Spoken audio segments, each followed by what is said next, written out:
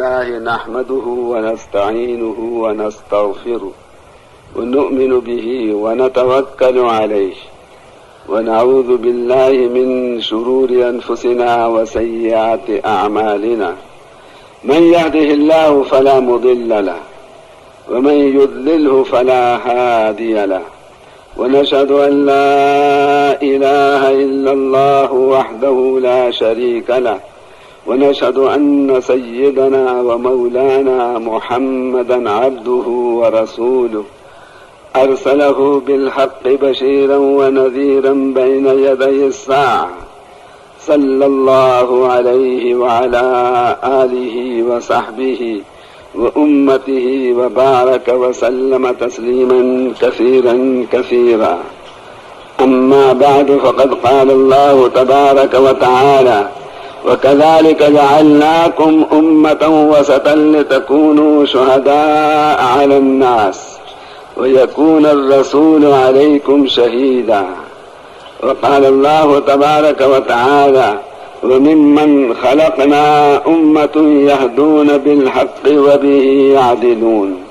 وقال الله تبارك وتعالى: كنتم خير أمة أخرجت للناس تأمرون بالمعروف وتنهون عن المنكر.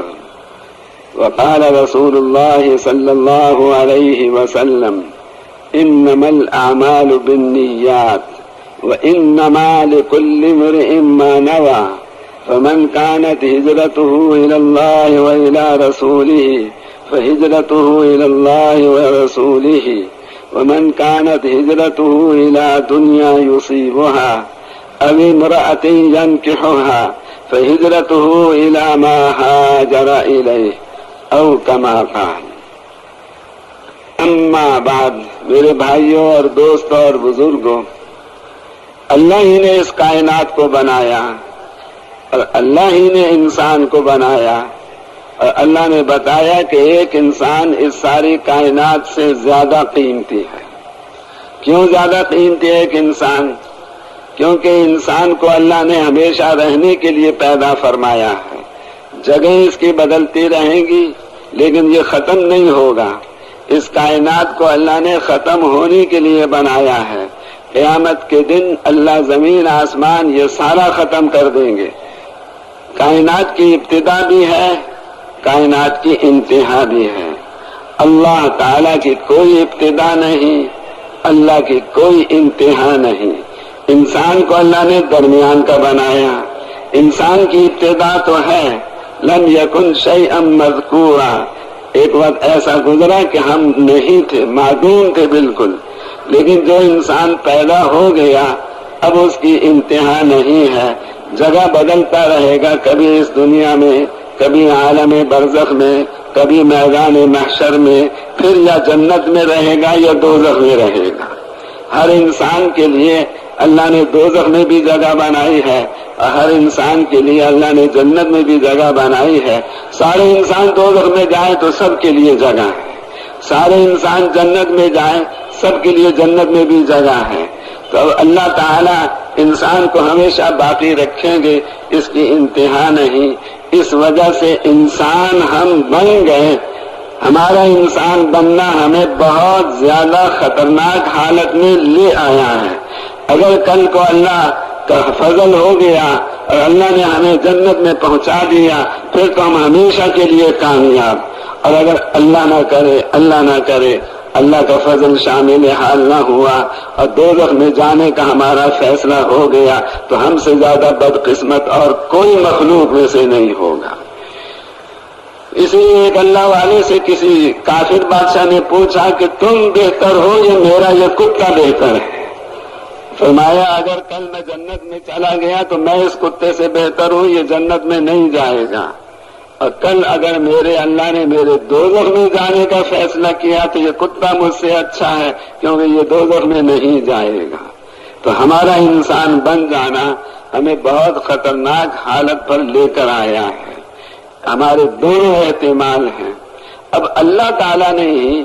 اپنی طرف سے دین اسلام بنا کر دیا انسانوں کو، جو زندگی گزارنے کا وہ طریقہ ہے جو اللہ کا بنایا ہوا ہے۔ جب یہ طریقہ سارا کا سارا مسلمانوں میں آ جاتا ہے تو اللہ مسلمانوں کے اس دنیا کے حالات بھی اچھے بنا دیتے ہیں، ان کی آخرت کے بھی حالات اچھے بنا دیتے ہیں، بلکہ دوسرے انسانوں کے حالات بھی اس دنیا کے بہتر ہو جاتے ہیں، بلکہ جانوروں کے حالات بھی بہتر ہو جاتے ہیں۔ اور جب ان مسلمانوں میں دین اسلام والا طریقہ نہیں رہتا تو میرے بھائیوں پھر اللہ تعالی مسلمانوں کے اس دنیا کے حالات بھی پریشانی والے بنا دیتے ہیں، دوسرے انسانوں کے حالات بھی پریشانی والے ہو جاتے ہیں، بلکہ جانوروں کے حالات بھی پریشانی والے ہو جاتے ہیں۔ اس لیے آج ساری دنیا مصائب کا گھر بنی ہوئی ہے اور سارے انسان پریشانیوں میں گرفتار ہیں۔ اس کی واحد وجہ یہ ہے کہ مسلمانوں نے اللہ کے بتائے ہوئے دین اسلام کو پوری طرح اختیار نہیں کر رکھا۔ دین کا کچھ حصہ ہے اور دین کا اکثر حصہ ان مسلمانوں نے چھوڑ دیا ہے، جس کی وجہ سے اللہ نے پریشانیوں کے دروازے پہ دروازے کھولے ہوئے ہیں، اور ان کو کوئی طاقت ٹھیک نہیں کر سکتی، نہ مسلمانوں کے حالات کو نہ دوسروں کے حالات کو۔ اس کے لیے واحد راستہ یہ ہے کہ مسلمانوں میں پورا کا پورا دین آ جائے اور رسول پاک علیہ الصلوۃ والسلام کی امتی ہونے کے اعتبار سے جو ان کی ذمہ داری ہے، اس ذمہ داری کو ساری امت اپنی ذمہ داری سمجھے اور اس کو اپنا اصل کام بنائے، اور اصل کام بنا کر اس کے تقاضوں کو فوقیت دے، اپنے گھر کے تقاضوں پر، اپنے کاروبار کے تقاضوں پر۔ اب اس کے لیے رسول پاک علیہ الصلوۃ والسلام سے پہلے اللہ نے دین اسلام پر چلنے کے لیے نور ہدایت کو سبب بنایا ہے۔ جس کے دل میں نور ہدایت ہوگا وہ اللہ کے پورے دین پہ چلے گا، پورا نور ہدایت ہوگا پورے دین پہ چلے گا، تھوڑا نور ہدایت دل میں ہوگا تو تھوڑا دین پہ چلے گا، اور اگر دل میں نور ہدایت نہیں ہوگا تو وہ انسان اللہ کے دین پہ نہیں چل سکتا۔ دین پر عمل کرنے میں نہ ملک کی ضرورت ہے نہ مال کی ضرورت ہے، نہ ملک کی ضرورت ہے نہ مال کی ضرورت ہے۔ مال کے بغیر بھی انسان اللہ کے پورے دین پہ چل سکتا ہے، ملک کے بغیر بھی انسان اللہ کے پورے دین پہ چل سکتا ہے۔ دین اسلام پر عمل کرنے کے لیے نور ہدایت کی ضرورت ہے۔ جب انسان کے دل میں نور ہدایت آ جاتا ہے تو اس انسان کے اندر پورے دین پہ چلنے کی استعداد پیدا ہو جاتی ہے۔ اب اللہ تعالیٰ نے ہدایت دینا، گمراہ کرنا اپنے قبضے میں رکھا ہے۔ كذلك يضل الله من يشاء ويهدي من يشاء، اللہ جسے چاہے گمراہ کر دے، اللہ جسے چاہے ہدایت دے دے۔ اب ہدایت دینے کے لیے اللہ تعالیٰ نے اس دنیا کو دارالاسباب بنایا ہے، جیسے اور کاموں کے لیے اللہ نے سبب بنائے ہیں، ایسے اللہ نے انسانوں کو ہدایت دینے کے لیے نبیوں کی محنت کو سبب بنایا ہے۔ اللہ نے پہلے 1,24,000 نبی بھیجے، وہ سب کے سب ہدایت کی محنت لے کر آئے، اور جو ہدایت کی نبی محنت لے کر آتا اس محنت کو کرتا، ان کی امت کو اللہ ہدایت دیتے، وہ اللہ کے دین پہ عمل کرتے اور پھر اس کے بعد کامیاب کامران خوشحال ہو جاتے۔ جب اللہ کے وہ نبی چلے جاتے تو ہدایت کی محنت بھی نبی کے ساتھ چلی جاتی اور لوگوں کے دلوں سے ہدایت کا نور نکلنے لگتا، لوگ اللہ کے دین پہ چلنا چھوڑ دیتے، پریشان، مصیبتوں میں گرفتار اور تکلیفوں میں مبتلا ہو جاتے۔ اللہ اسی قوم میں ایک اور نبی بھیج دیا کرتے۔ تو پہلے اللہ تعالیٰ کا دستور یہ رہا کہ ہر قوم کے لیے الگ نبی اور ہر قوم میں آگے پیچھے کئی نبی آتے، لیکن جب اللہ تعالیٰ نے ہمارے نبی پاک حضرت محمد صلی اللہ علیہ وسلم کو اس دنیا میں مبعوث فرمایا، اللہ نے اپنا پہلے طریقے میں 2 تبدیلیاں فرمائی۔ ایک تبدیلی تو یہ فرمائی کہ اللہ تعالیٰ کا فیصلہ ہے کہ حضور اکرم صلی اللہ علیہ وسلم کے بعد اب کسی کو نبوت نہیں دی جائے گی، اللہ نے آپ کو آخری نبی بنایا، اور اللہ نے آپ کو قیامت تک کے لیے نبی بنایا، اور دوسری بات اللہ تعالیٰ نے یہ فرمائی کہ اور نبی تو ہر نبی اپنی قوم کے لیے آتا، ہمارے نبی پاک حضرت محمد صلی اللہ علیہ وسلم کو اللہ تعالیٰ نے تمام اقوام عالم کے لیے نبی بنا کر بھیجا۔ قل یا ایھا الناس انی رسول اللہ الیکم جمیعا۔ اب چونکہ رسول پاک علیہ السلام عالمی نبی بھی ہیں، آخری نبی بھی ہیں،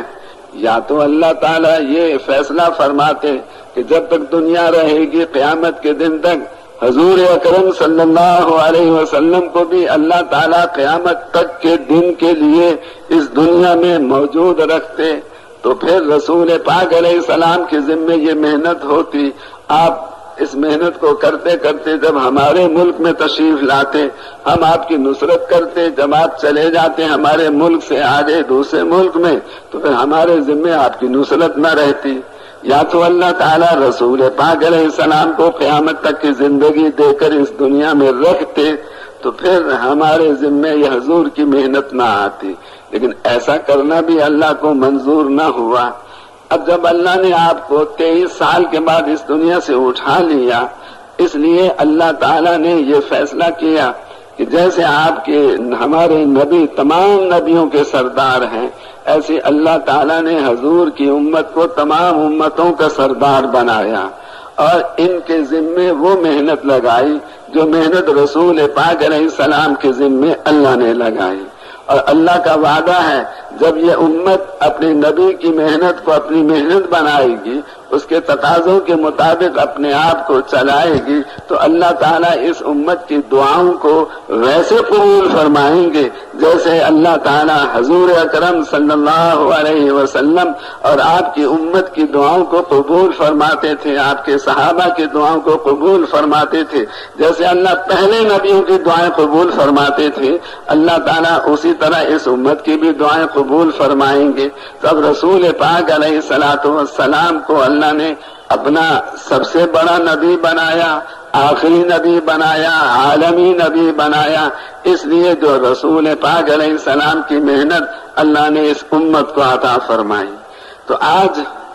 امت کو یہ تو یاد ہے کہ میں باپ ہوں، بچوں کی میرے اوپر ذمہ داری ہے۔ کوئی یہ کہتا ہے کہ میں بیٹا ہوں تو ماں باپ کی میرے اوپر ذمہ داری ہے، اور کوئی یہ کہتا ہے کہ میں دکاندار ہوں، دکان کی میرے اوپر ذمہ داری ہے، کوئی کہتا ہے میں ڈاکٹر ہوں، مریضوں کی مجھ پہ ذمہ داری ہے، کوئی کہتا ہے میں وکیل ہوں تو موکلوں کی میرے اوپر ذمہ داری ہے، کوئی کہتا ہے میں خاوند ہوں تو بیوی کی میرے اوپر ذمہ داری ہے۔ یہ ساری نسبتیں آج مسلمانوں کو یاد ہیں، اور جو مسلمانوں میں بھی ہیں اور غیروں میں بھی ہیں، یہ آج ہمیں یاد نہیں رہا کہ ہم حضور اکرم صلی اللہ علیہ وسلم کے امتی بھی ہیں، اور حضور کے امتی ہونے کے اعتبار سے ہم پر اللہ نے ساری دنیا کے تمام انسانوں کو ہدایت دلوانے کی محنت ہمارے ذمے لگائی ہے۔ یہ آج مسلمان بالکل اپنا یہ سبق بھول گیا، یہ ذمہ داری بھول گیا، جس کی وجہ سے آج مسلمان پورے اسلام پہ چلنے والے نہ رہے، اور مسلمانوں کو بھی اللہ نے پریشان کیا ہوا ہے، اور تمام کافروں کو بھی اللہ نے پریشان کیا ہوا ہے۔ اس کی واحد وجہ یہی ہے کہ امت نے اپنے فرض منصبی کو چھوڑ دیا۔ اور رسول پاک علیہ الصلوۃ والسلام کی محنت کی ابتدا کہاں سے ہے کہ یقینوں کو تبدیل کرنا اور مخلوق کا تأثر ہمارے دل میں نہ رہے، اللہ سے متاثر ہونا یہ ہمارے دل میں آ جائے۔ مخلوق سے جو متاثر ہو کے چل رہا ہے وہ یقیناً خسارے میں ہے، ٹوٹے میں ہے، اس کی دنیا بھی اجڑے گی، اس کی آخرت بھی خراب ہوگی۔ ہماری محنت کا خلاصہ یہ ہے کہ ہمارے دلوں میں سے مخلوق کا تأثر بالکل نکل جائے اور ہمارے دلوں میں اللہ کا تأثر پیدا ہو جائے۔ مخلوق سے متاثر ہو کے جتنے انسان چاہے بادشاہ بن جائیں، چاہے بڑے سے بڑے مالدار بن جائیں، اللہ ان سب کا نقصان ان کو موت کے بعد ظاہر کر دے گا، اللہ ان پہ واضح کر دے گا۔ اس دنیا میں بھی اللہ دکھا دے گا کہ جو مخلوق سے متاثر ہو کے چلتا ہے وہ اپنی حکومت میں بھی ناکام اور اپنے مال کے نقشے میں بھی ناکام، اور جو اللہ تعالیٰ سے متاثر ہو کے چلتا ہے وہ دنیا میں بھی کامیاب اور مرنے کے بعد بھی کامیاب۔ تو یہ رسول پاک علیہ السلام والی محنت امت کے ذمے ہے، یہ ایک ایسی ذمہ داری ہے جس کو امت کئی سو سال سے بھولی ہوئی، جس کی وجہ سے مسلمانوں میں آج پورا دین بھی باقی نہیں رہا، ہدایت کا نور بھی پورا نہ رہا۔ اس لیے اس اجتماع کا مقصد یہ ہے کہ اللہ تعالیٰ امت مسلمہ کے حال پر رحم فرمائے اور ہم سب مسلمان رسول پاک علیہ السلام کے امتی ہونے کی نسبت پر جو ذمہ داری اللہ نے ہم پر عائد کی ہے اس ذمہ داری کو ہم اپنی ذمہ داری سمجھیں اور رسول پاک علیہ السلام کی محنت کو اپنی محنت بنائیں۔ تو بھائی آپ بھائیوں میں سے کون کون حضور کی محنت کو اپنی محنت بنانے کے لیے تیار ہیں؟ سارے بھائی تیار ہیں۔ اب اس میں یہ ہے کہ ہمیں وقت آزادی سے نہیں گزارنا اجتماع کے 3 دن، یہ ہمیں پابند بن کر گزارنے ہیں، کیونکہ ہم سب کے سب محتاج تربیت ہیں اور اصلاح کے ہم محتاج ہیں، ضرورت مند ہیں۔ تو اس کے لیے سب سے پہلی بات تو یہ ہے کہ ہمارا وقت اپنی خواہشات اور اپنی ضروریات کے مطابق نہ گزرے، جو اس اجتماع میں جس مقصد کے لیے ہمیں بلایا گیا ہے اس مقصد کے تحت میں ہمارا سارا وقت گزرے۔ جتنے ساتھی آئے ہیں سب کی 10-10 15-15 کی جماعت بنی ہو اور 2-2 کی جوڑیاں بن جائیں، تاکہ جب اجتماعی عمل شروع ہو تو ہم سب سارے کام چھوڑ کر اجتماعی عمل میں شریک ہو جائیں۔ جیسے نماز با جماعت ہوتی ہے اس وقت سب آدمی سب کام چھوڑ کے نماز با جماعت میں شریک ہو جاتے ہیں، ایسے جب بھی کوئی اجتماعی عمل ہو، کسی نماز کے بعد بیان ہو یا تعلیم کا حلقہ ہو یا اور کوئی عمل اجتماعی ہو، ہم سب کے سب اس اجتماعی عمل میں پوری طرح سے شریک ہو جائیں۔ اور پھر جب ایک اجتماعی عمل سے ہم فارغ ہوں تو اگلا جو اجتماعی عمل آنے والا ہے، اس اگلے اجتماعی عمل تک کا جو وقت ہے وہ ہم ایک دوسرے کو اس بات پر لانے کی محنت میں خرچ کریں کہ رسول پاک علیہ السلام کے امتی ہونے کے اعتبار سے جو محنت اور جو ذمہ داری اللہ نے ہمیں عطا فرمائی ہے، اس محنت اور ذمہ داری کو ہم ویسے اختیار کریں جیسے رسول پاک علیہ السلام کے زمانے میں صحابہ کے نام نے اختیار فرمایا۔ اور اس کے لیے اب تک جو ہم ایسا نہ کر سکے اس پہ ہم اللہ سے توبہ استغفار بھی کریں اور ساری امت کو توبہ استغفار پر لے کر آئیں کہ جو ہمارے ذمہ اللہ نے ذمہ داری عطا فرمائی تھی وہ ہم کما حق ہو نہیں ادا کر سکے، یا تو توجہ ہی نہیں کی یا توجہ کی تو ہم نے پوری توجہ نہ کی۔ اس پہ ہمیں سب کو توبہ استغفار کرنا چاہیے، کریں گے بھائی انشاءاللہ۔ اور دوسری پھر ساری امت کو بھی توبہ استغفار پہ لانا ہے۔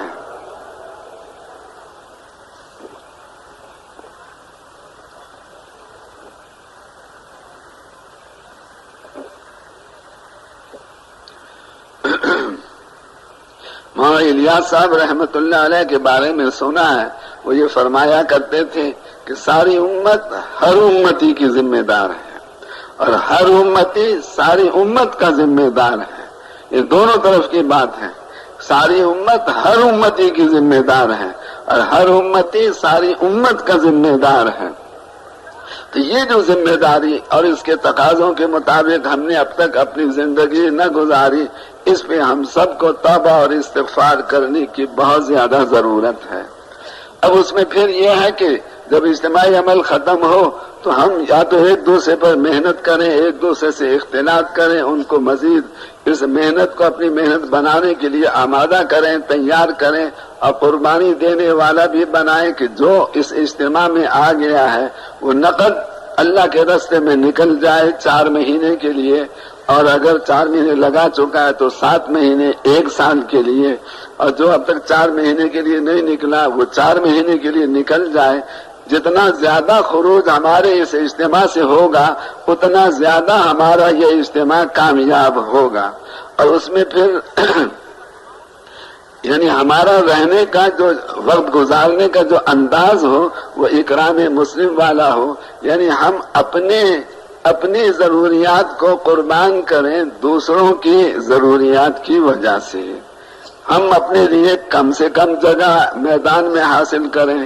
ہم اپنے وضو استنجے کے لیے کم سے کم وقت لگائیں، اور اسی طرح سے یعنی ہمارے حضرات یہ چاہتے ہیں کہ 3 دن 3 راتیں ہماری اعتکاف کی طرح سے گزریں، یعنی ایسا نہ ہو کہ ہم کھانے زیادہ کھائیں اور پانی زیادہ پیئیں، چائے زیادہ پیئیں، اور اس سے زیادہ جب یہ چیزیں ہو جاتی ہیں تو پھر استنجا وضو کرنے میں بار بار جانا پڑتا ہے اور لائن لگ جاتی ہے، اور پھر وضو میں بھی لائن، استنجا خانے میں بھی لائن لگ جاتی ہے، تو یہ ہمارا وقت اس میں نہ گزرے۔ اس لیے یہ فرماتے ہیں ہمارے حضرات کھانا کم سے کم کھائیں اور پینا ہم کم سے کم کریں، تاکہ ہمارے جسمانی تقاضوں میں وقت کم سے کم لگے، اور پھر روح ہمارا ایسا ہو کہ بھائی ہم نے ہر ایک کا اکرام کرنا ہے، ہر ایک کے لیے اپنی ضروریات کو آگے پیچھے کرنا ہے، میری ضرورت کا جو چاہے ہو جائے، دوسرے کا ضرورت ضرور پوری ہو جائے، تو ہمارا ایک دوسرے کے ساتھ اکرام کا معاملہ ہو۔ اور پھر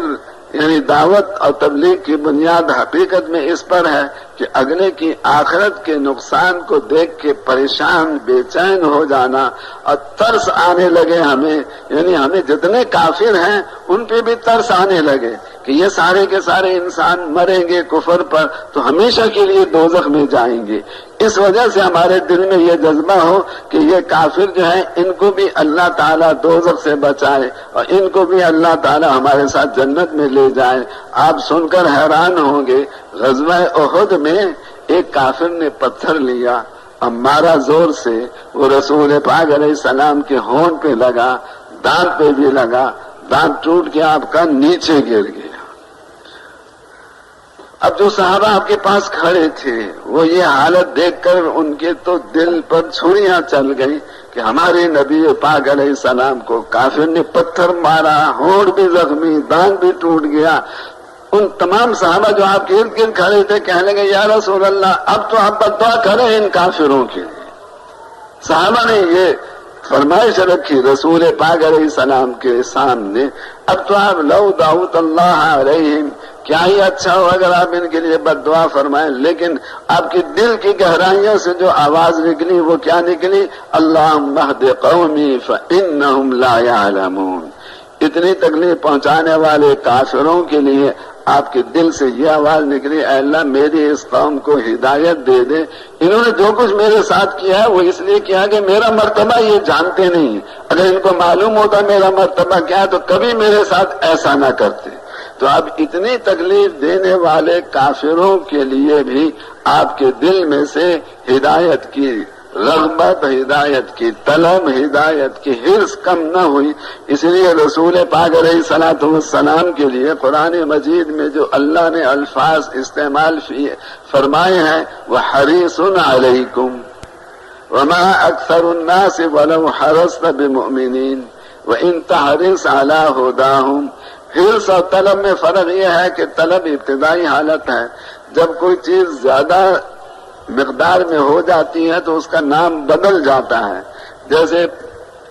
اپریل میں گرم ہوا چلتی ہے تو کہتے ہیں گرم ہوا چل رہی ہے، پھر مئی جون میں جا کر وہ گرم ہوا بہت زیادہ گرم ہو جاتی ہے اور اس گرم ہوا کے لگنے سے بعض آدمی مر بھی جاتے ہیں، تو کیا کہتے ہیں کہ اب یہ نہیں کہتے گرم ہوا چل رہی ہے، کہتے ہیں لو چل رہی ہے۔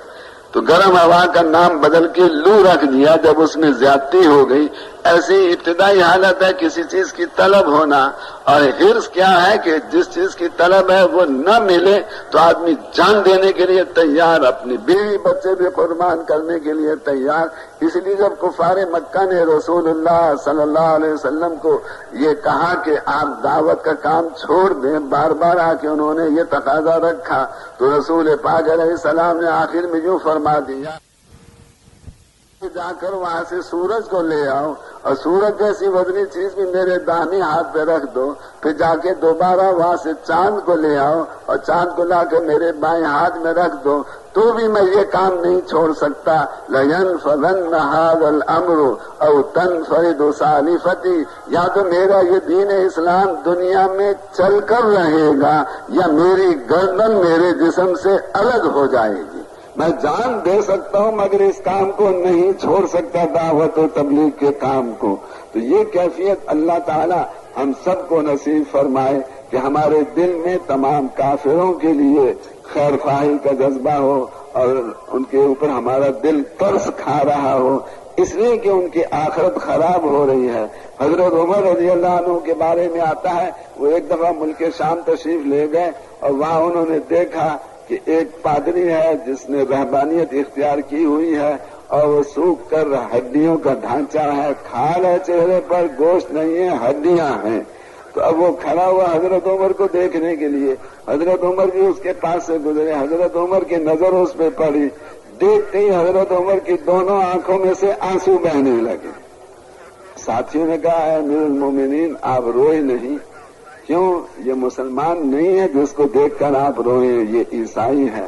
فرمایا مجھے بھی معلوم ہے کہ یہ عیسائی ہے، لیکن جب میری نظر اس کے چہرے پہ پڑی اور میں نے اس کے مجاہدے کو دیکھا تو مجھے فوراً اللہ کا قول یاد آ گیا، عاملۃ ناصبہ تصلی نارا حامیہ۔ بہت سے انسان ایسے بھی ہوں گے اس دنیا میں جو عمل کریں گے بہت، اور عمل کرتے کرتے اپنے آپ کو تھکا دیں گے، مشقتیں اٹھائیں گے، لیکن غلط طریقے سے کر رہے ہوں گے، اس لیے وہ سارے کے سارے انسان مرنے کے بعد گرم گرم آگ میں جائیں گے۔ تو مجھے اس پہ رونا آیا کہ اس بیچارے نے دنیا میں اتنی تکلیفیں اٹھائیں، اب مر کے یہ پھر بھی یعنی دوزخ کے عذاب میں جائے گا، گرم گرم آگ میں جائے گا، اس لیے میری آنکھوں میں آنسو آ گئے۔ آج مسلمانوں یعنی کافروں کی ہمدردی ہمارے دل سے تو کب سے نکل گئی، آج تو ہمارے دل میں سے مسلمانوں کی ہمدردی بھی نکل گئی ہے۔ اس لیے بھائیوں اس کی سزا ہے جو ہمارے ساتھ اب ہو رہا ہے اللہ کی طرف سے معاملہ کہ ہر طرف سے پریشانیاں آ رہی ہیں، وہ اس وجہ سے کیونکہ ہم نے رسول پاک علیہ السلام کی محنت کو اپنی محنت نہیں بنایا، حضور کے کام کو اپنا کام نہیں بنایا۔ تو بھائی سارے بھائی تیار ہیں اس کام کو اپنا کام بنانے کے لیے، اور بھائی اپنا وقت آپ پابندی کے ساتھ گزاریں گے نا، بازار تو نہیں جائیں گے آپ لوگ، بازار تو شیطان کے اڈے ہیں، چاہے مکے کا بازار ہو چاہے مدینے کا بازار ہو۔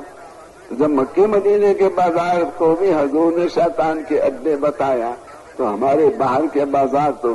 یعنی یہ شیطان کے اڈے ہیں، اور ان میں جانے سے انسان کے دل میں جتنا اعمال کی وجہ سے نور آتا ہے وہ نور سارا کا سارا نکل جاتا ہے۔ اس لیے اپنے آپ کو اسی ماحول میں رکھیں اور کھانے پینے کا کام مختصر کریں، ایک دوسرے کو تیار کرنا۔ پچھلے سال جتنی جماعتیں تیار ہوئی، دعا کرے اللہ سے دگنی تگنی چوگنی تیار کر دے۔ اللہ کے لیے تیار کرنا کیا مشکل ہے؟